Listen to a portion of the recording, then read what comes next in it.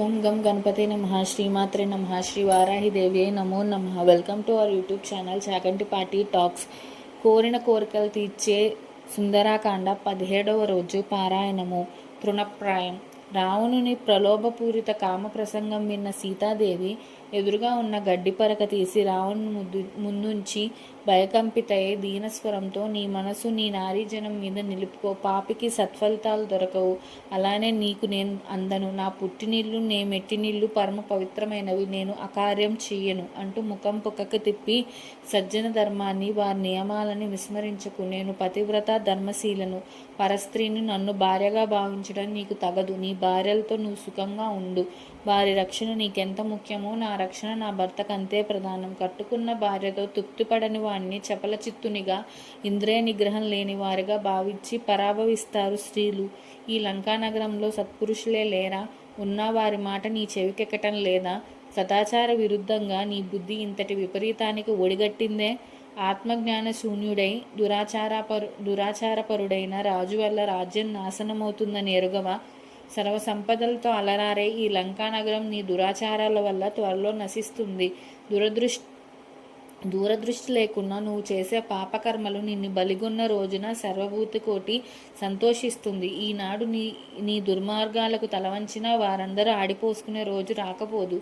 ఆనాడు దైవం తమను అనుగ్రహించి నిన్ను కడతీర్చిందని సంతోషిస్తారు. నీ సిరి సంపదలు నన్ను వంచింపవు. సూర్యుని వీడని కాంతిలా రాముని వెన్నంటే నేనుంటాను.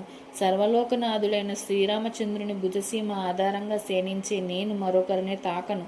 ఆత్మజ్ఞాని అయిన విప్రునికి లభించే వేద విద్య వలె నేను రాముని సంపదను. ఈ దుఃఖసాగరం నుండి నన్ను ఉద్ధరించి రాముని దగ్గరకు పంపు.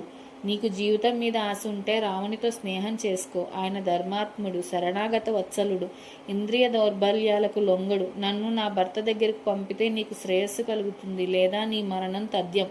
ఇంద్రుని వజ్రాయుధాన్ని తప్పించుకోవచ్చు, యమపాశాన్ని వదిలించుకోవచ్చు, కానీ రామబాణానికి తిరుగులేదు. అగ్నిశిఖలు జిమ్మే మహాసర్ప ముఖాల వలె రామలక్ష్మణుల నిశిత బాణాలు ఇక్కడ పడక తప్పదు. ఈ నగరం నిండా రాబందులు చేరి నీ రాక్షస జనాన్ని పీక్కు తింటాయి. రామగరుక్మంతుడు రాక్షస సర్పాలను తన వాడిగోళ్ల బాణాలతో చీల్చి చెండాడుతాడు. రాక్షస లక్ష్మిని 3 అడుగుల వామనుడు హరించినట్లు శత్రునాశన సమర్థుడైన రాముడు రాక్షస శక్తిని నశింపజేసి నన్ను తీసుకుని వెడతాడు. జనస్థానంలో నీ రాక్షస బలాన్ని ఆయన సర్వనాశనం చేసినప్పుడు ఎదుర్కోలేని అసమర్థుడవు. వారు ఆశ్రమంలో లేనప్పుడు వచ్చావు కనుక ఈ పని చేయగలిగావు. వారి కంటపడితే పెద్ద పులుల ముందు కుక్కలా అయ్యేవాడివి.